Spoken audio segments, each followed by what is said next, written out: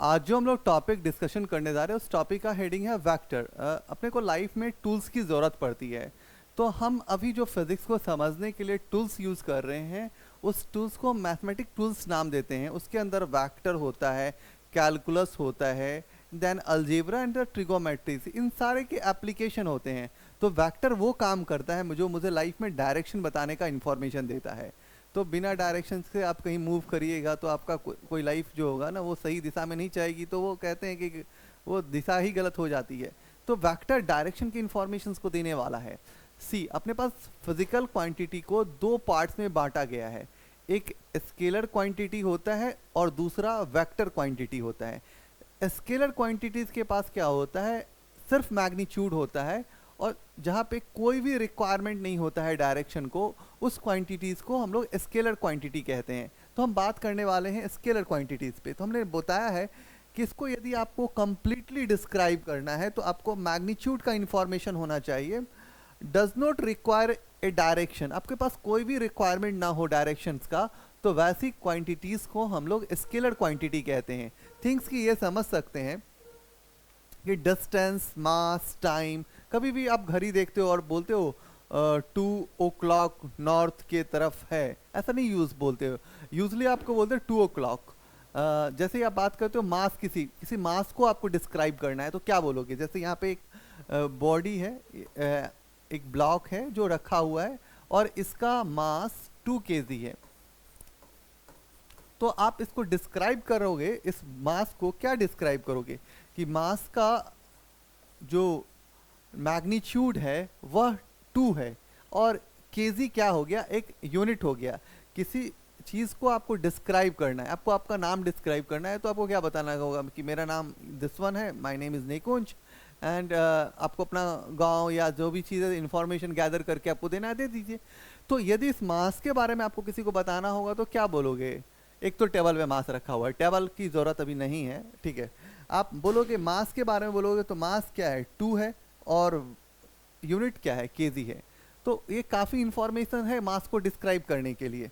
तो याद रखिए कि ये बेसिक इंफॉर्मेशंस होना चाहिए कि मैग्नीट्यूड का मतलब होता है कोई भी न्यूमेरिकल वैल्यू, कोई भी न्यूमेरिकल वैल्यू लीजिए और उसके साथ आप अप्रोप्रिएट यूनिट इंक्लूड कीजिए, तो वह क्वांटिटी जो होगा स्केलर क्वांटिटी होगा, ठीक है। हम पेज चेंज करते हैं, अब बात करते हैं वेक्टर क्वांटिटीज़ के बारे में। तो वेक्टर को यदि आपको डिस्क्राइब करना है तो आपको क्या रिक्वायरमेंट है? एक तो मैग्नीट्यूड का रिक्वायरमेंट है प्लस डायरेक्शन का है। ये दोनों चीज़ें का इंफॉर्मेशन यदि आप गैदर कर लेते हैं, मतलब जमा कर लेते हैं, तो आप इस क्वांटिटी को डिस्क्राइब कर सकते हैं। वेक्टर क्वांटिटीज़ के पास एक मैग्नीट्यूड होना चाहिए प्लस डायरेक्शन होना चाहिए। मैग्नीट्यूड प्लस डायरेक्शन क्या होता है? वेक्टर क्वांटिटी होता है। थिंग्स की वेक्टर्स का जो एडिशंस होता है स्केलर के एडिशन से डिफरेंट होता है। स्केलर में आप क्या करते हैं, 2 + 3 + 4 सिंपल एडिशंस यूज करते हैं। जब आप वेक्टर की बात करते हैं तो वेक्टर का जो एडिशंस होता है वो स्पेशल एडिशन होता है, जिसको हम लोग बोलते हैं वेक्टर अलजेब्रा एडिशंस। तो हम लोग बोले भी हैं vector quantity must obey the rules of vector algebra. इसके बारे में हम लोग डिटेल में बात करेंगे, ठीक है ना। तो एक और चीज़ हम आपको थोड़ा बताने जा रहे हैं इस पेज पे। यदि हमारे पास ऐसा कोई इंफॉर्मेशन है कि यहाँ से ऐसे ये डायरेक्शंस दिया हुआ है, और ये मान ले कि ये हमारे पास नॉर्थ है, ये हमारे पास साउथ है, ये हमारे पास ईस्ट है, और ये हमारे पास वेस्ट है, ठीक है। और हम बोलेंगे कि ये एंगल 45 डिग्रीज बन रहा है, मान लेते हैं, अजम्पशन कर रहे हैं। हम यहाँ पे बोलेंगे कि एक बंदा 20 मीटर पर सेकेंड से चल रहा है और डायरेक्शन है किधर, नॉर्थ ईस्ट की तरफ है। तो हम यदि हम ऐसा लिखें यू के ऊपर एक एरो मार देंगे हम, ठीक है। उसके बाद लिखेंगे ये 20 मीटर पर सेकेंड से चल रहा है और कहाँ जा रहा है, तो नॉर्थ ईस्ट की तरफ जा रहा है।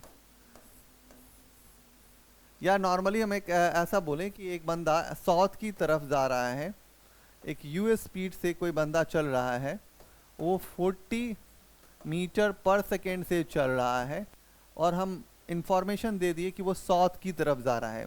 तो सी देखिए, ये जो 20 है ये क्या है, एक न्यूमेरिकल वैल्यू है, मैग्नीट्यूड है, और ये नॉर्थ ईस्ट क्या है, ये डायरेक्शन है। ये दोनों इंफॉर्मेशन यदि आप ऐड कर लो तो आप क्या बोल सकते हो, इस क्वांटिटी को वेक्टर क्वांटिटी कह सकते हो। यदि हम इसके बारे में सोचे तो ये क्या है, मैग्नीट्यूड है, और ये सॉथ क्या है, आपके पास डायरेक्शन है। मैग्नीट्यूड प्लस डायरेक्शन जो होता है उस क्वांटिटी को हम लोग वेक्टर क्वांटिटी कहते हैं। तो काफ़ी अच्छा इंफॉर्मेशन है, इसको आप यूज़ कर सकते हैं, ठीक है। अब हम बात करने वाले हैं वेक्टर को रिप्रेजेंट करने के लिए किस चीज़ को यूज़ करते हो आप। तो vector is represented by an arrow, मतलब आप एक एरो का सहारा लेते हैं। तो यदि आप एरो के बारे में थोड़ा जानना चाहते हैं तो हम बताते हैं आपको। जैसे हम कुछ एरो यहाँ पे ड्रॉ करते हैं, एक एरो है, दूसरा एरो है, फिर तीसरा एरो है, ये एरो हम लोग ड्रॉ करते हैं, ठीक है। तो ये एरो जो होगा ये आपके क्या होगा कि डायरेक्शन और मैग्नीट्यूड दोनों की इंफॉर्मेशंस को गैदर करने में काम करेगा। एरो होता है कैसे, यू टर्न लिखा होता है, तो यू टर्न के बाद लिखा होता है 20 किलोमीटर। तो 20 किलोमीटर आपको जाना है इस यू टर्न में, मतलब आपको डायरेक्शन बता दिया जाता है। तो एरो का काम होता है डायरेक्शन बताना, बट एरो का जो लेंथ होता है ये क्या रिप्रेजेंट करता है, मैग्नीट्यूड को रिप्रेजेंट करता है। तो हम बोलते भी हैं लेंथ, इट्स लेंथ, मतलब एरो का लेंथ जो होता है वो प्रोपोर्शनल होता है मैग्नीट्यूड का। मतलब देखो यहाँ पे दो एरो यूज किए हैं, बट इस एरो का लेंथ बड़ा है इस कंपेयर में, इसका मतलब यहाँ पे मैग्नीट्यूड ज़्यादा है इसके कंपेयर में, ठीक है ना। तो ये सिंपल इंफॉर्मेशन है, आज इंट्रोडक्शन है, तो हम बेसिक इंट्रोडक्शन आपको देना चाह रहे हैं, ठीक है। अब आते हैं हम लोग कुछ और बात करते हैं कि एक इम्पॉर्टेंट पॉइंट्स है, बहुत इंपॉर्टेंट नॉलेज है कि लोग कहते हैं कि इलेक्ट्रिक करंट्स के साथ तो डायरेक्शन है, बट फिर भी आप उसको एडिशन से स्केलरी करते हैं। हाँ, ये बात सही है, हमने लिखा भी है कि कुछ फिजिकल क्वांटिटीज जो होते हैं जिनके पास मैग्नीट्यूड भी है, सी मैग्नीट्यूड्स भी है प्लस डायरेक्शन भी है, बट यहाँ पे हम वेक्टर अलजेब्रास को यूज नहीं करते हैं। जैसे सी आप देखो कि ऐसे करंट्स आ रहा है, यहाँ पे मान लें कि 3 एम्पियर आ रहा है और यहाँ पे मान लेते हैं कि 4 एम्पियर आ रहा है, तो हम यहाँ पे जो करंट्स ऐड करके लिखते हैं वो 7 एम्पियर लिखते हैं। तो सी हम यहाँ पे वेक्टर एडिशंस यूज नहीं कर रहे, हम सिंपल एडिशन करते हैं। तो इस सिंपल एडिशंस की एप्लीकेशंस को यूज किया जा रहा है। अब हम बात करने वाले हैं कि वेक्टर्स में क्या कॉन्सेप्ट्स होते हैं। तो कहीं पे कोई भी लेटर लीजिए, उसके ऊपर यदि आप एरो डाल दिए तो ये वेक्टर को प्रेजेंट कर देगा। यदि आप u लिख रहे हैं और u के ऊपर एरो मार दिए तो ये वेक्टर प्रेजेंटेशन हो गया। मतलब कि आप कोई लेटर लीजिए, उसके ऊपर एरो डाल दीजिए, ठीक है ना। जैसे आप इस बात को समझ गए हैं तो ये चीज़ आपको क्लियर विजन मिल जाएगा, ठीक है ना। तो अब एक मान लीजिए कि u को आप इस तरफ लिख दिए हैं, तो ये बात जो हो जाएगा वो क्या हो जाएगा, गलत हो जाएगा। u का डायरेक्शन यदि आप बदल देते हैं तो ये डायरेक्शन जो होता है ये रॉन्ग हो जाता है, ठीक है। अब हम बात करने वाले हैं कि कॉमन नोटेशंस की बात करते हैं। कहीं कहीं कॉमन नोटेशंस में क्या होता है, कहीं पे बोल्ड फेस में लिखा हुआ होता है। बोल्ड फेस का मतलब होता है कि कोई लेटर लीजिए और इस लेटर को देखो काफ़ी बोल्ड कर दिया है, तो ये बोल्ड फेस भी आपको वेक्टर के बारे में इंफॉर्मेशन दे रहा है। ये भी वेक्टर रिप्रेजेंटेशन का ही यूज है, मतलब ये वेक्टर की इंफॉर्मेशन को गैदर कर रहा है।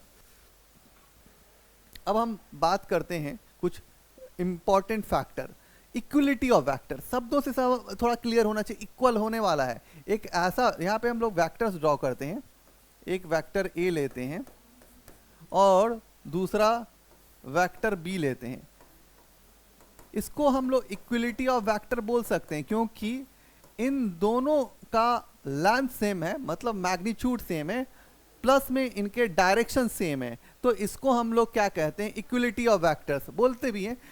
Vector having same magnitude and the same direction, किसी वेक्टर का यदि मैग्नीट्यूड सेम है और डायरेक्शन सेम है तो उस वेक्टर को हम लोग बोलते हैं इक्वलिटी ऑफ वेक्टर, ठीक है। बात करने वाले हैं कि इंपॉर्टेंट पॉइंट्स के बारे में। तो यदि हम किसी वेक्टर को पैरेलली शिफ्ट या स्लाइड करें, किसी वेक्टर को पैरेलली शिफ्ट या स्लाइड करेंगे, जब भी हम पैरेलली उसको शिफ्ट और स्लाइड करेंगे तो ना तो उसका मैग्नीट्यूड चेंज होगा ना ही उसका डायरेक्शन चेंज होगा। याद रखिएगा, किसी वेक्टर को यदि आप पैरेलली स्लाइड और शिफ्ट कर रहे हैं तो ना तो मैग्नीट्यूड चेंज होगा ना तो डायरेक्शन चेंज होगा, ये ध्यान रखना है। जैसे आप इस वेक्टर को पैरेलली शिफ्ट कर दिए या ऐसे शिफ्ट कर दिए तो ना तो मैग्नीट्यूड चेंज होगा ना तो आपका डायरेक्शन चेंज होगा। एक इंपॉर्टेंट पॉइंट है, इक्वलिटी ऑफ वेक्टर होने के लिए एक और क्राइटेरिया होता है कि उनके क्वांटिटीज भी सेम होने चाहिए। यदि वो सिमिलर क्वांटिटीज है तभी आप उसको इक्वलिटीज में ब्रेक कर सकते हैं। तो यह मैंने इस बात को लिखा है, इक्वलिटी ऑफ वेक्टर जो है उसके लिए जो क्वांटिटी होना चाहिए वो क्वांटिटी क्या होना चाहिए, सिमिलर क्वांटिटी होना चाहिए। ऐसा नहीं कि A for acceleration B for velocity, it is not equality. A for acceleration B for acceleration, इसको आप इक्वलिटी में डिफाइन कर पाएंगे। तो एक तो इक्वलिटीज का मतलब होता है कि मैग्नीट्यूड सेम होना चाहिए, डायरेक्शन सेम होना चाहिए। कुछ क्राइटेरिया वाइज देखो तो यही क्राइटेरिया है कि सिमिलर क्वांटिटीज की बात कर सकते हैं। दूसरा है कि यदि किसी वेक्टर को पैरेलली ट्रांसलेट या शिफ्ट, मतलब पैरेलल ट्रांसलेशन या शिफ्ट करेंगे तो ना तो मैग्नीट्यूड चेंज होगा ना तो डायरेक्शन चेंज होगा। एक बार आप इस पेज को फिर से देख लीजिए आप अच्छे से, क्योंकि ये बहुत इंपॉर्टेंट पेज है हमारे लिए। इस पे हम लोग बहुत सारे डिटेल में बात करने वाले हैं। तो चलो आज के लिए थैंक यू। आज आपको अच्छा लगेगा होगा वेक्टर का वीडियोस।